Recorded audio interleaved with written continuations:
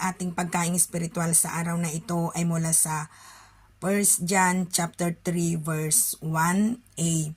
Tingnan ninyo kung gaano kalaki ang pag-ibig sa atin ng Ama. Tinatawag niya tayong mga anak ng Diyos at iyan nga ang totoo.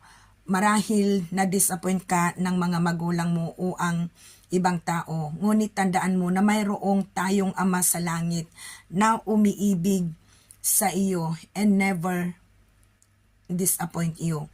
God loves you so much that He gave His one and only Son Jesus Christ, who laid His life for you and for me. Pangako niya, hindi kanya iiwan, hindi kanya pababayaan.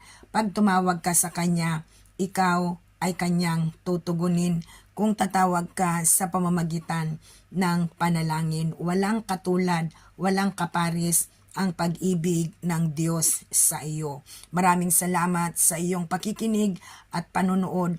Pagpalain ka ng Diyos.